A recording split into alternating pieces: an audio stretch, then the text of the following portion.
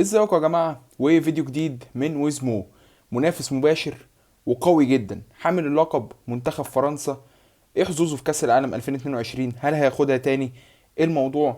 يلا بينا، اعمل لنا لايك شير سبسكرايب، عندنا كلام كتير هنقوله في الفيديو ده. منتخب فرنسا شارك في البطوله دي 15 مره، اولها كان سنه 1930 مع ابتداء البطوله طبعا، وكسب البطوله دي مرتين، مره في 98 على البرازيل في الماتش الشهير 3-0، ومره في 2018 قدام كرواتيا 4-2. الطموح كبيره في فرنسا ان هم ياخدوا البطوله تاني او حتى ينافسوا ويكونوا موجودين في التوب فور، خصوصا بعد رجوع بنزيما وبعد القائمه القويه جدا اللي راح بيها فرنسا البطوله دي، وخصوصا طبعا ان مبابي في اخر سنتين ثلاثه مقدم مستويات جباره بعد كاس العالم اللي فات. ولكن من وجهه نظري ان الكيرف بتاع منتخب فرنسا ومستواهم وقع شويه بعد كاس العالم اللي فات. لعيبه كتير مش هتكون موجوده من اللعيبه بتاع كاس العالم اللي فات. ماتويدي اعتزل، في لعيبه مصابه هنتكلم عليها قدام.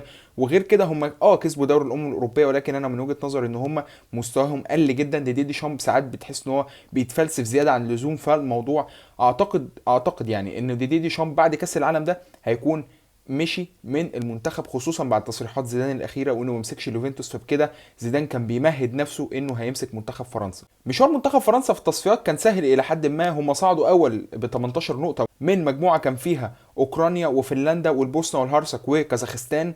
سجلوا طبعا 18 هدف وكانوا اقوى دفاع في التصفيات بثلاث اهداف بس مع الدنمارك وانجلترا. بالنسبه للمدير الفني فهو ديدي شامب طبعا، وديدي شامب من المدربين اللي كسبوا كاس العالم كلاعب في 98 وكان مدرب معاهم في 2018.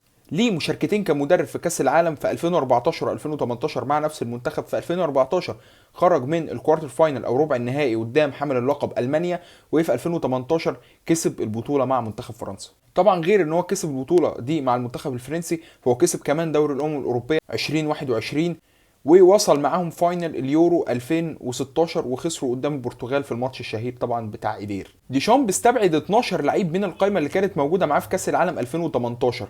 12 لعيب منهم لعيبه اعتزلت زي ماتويدي، ولعيبه اتصابت زي بوكبا زي كانتي زي الراجل توليسو، ولعيبه طبعا استبعدت لاسباب فنيه. طيب بما ان اتكلمنا عن اللعيبه فلازم طبعا نتكلم عن القايمه متوازنه جدا، وفي حراسه المرمى عنده لعيبه كويسه جدا، في خط الدفاع عنده لعيبه كويسه جدا جدا، وعلى مستوى الباكات كمان. وفي خط الهجوم عنده لعيبه ممتازه جدا جدا، وقد يكونوا هم احسن لعيبه خط هجوم في العالم حاليا.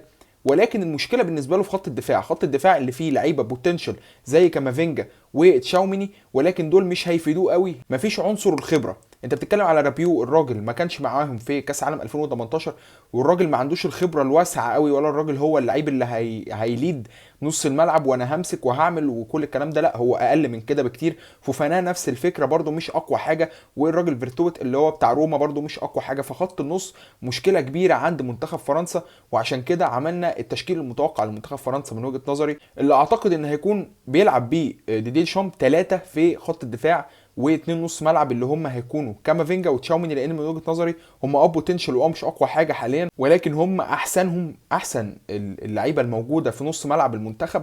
واعتقد ان هم اكتر لعيبه هيبقى فرصه مشاركتهم هتبقى مفيده جدا جدا للمنتخب. فخلينا نقول لوريس في حراسه المرمى، وقدامه كيمبيمبي والراجل فاران لو كان سليم، وطبعا هو راح معاهم القايمه فبكده يبقى سليم، وكمان لوكاس هرنانديز، واثنين قدامهم على اليمين بافار وعلى الشمال تيو هرنانديز، وفي نص الملعب كامافينجا وتشاوميني، وقدامهم جريزمان، وقدام اتنين مهاجمين مبابي وبنزيما. اعتقد مجموعتهم في كاس العالم هتكون سهله الى حد ما، مفيش الا منتخب واحد بس هو اللي ممكن يكون صعب شويه، هو منتخب الدنمارك. تونس اعتقد ان هو منتخب هيكون الثلاث نقط بتوعه سهله مع احترامي، واستراليا نفس الموضوع. فاعتقد ان هم المركز الاول في المجموعه يطبخ على نار هادئه. توقع المنتخب فرنسا في البطوله دي، اعتقد ان احنا هنشوف مستوى مش احسن حاجه من منتخب فرنسا، وتوقعي ليهم ان هم اخرهم في البطوله دي دور الثمانيه.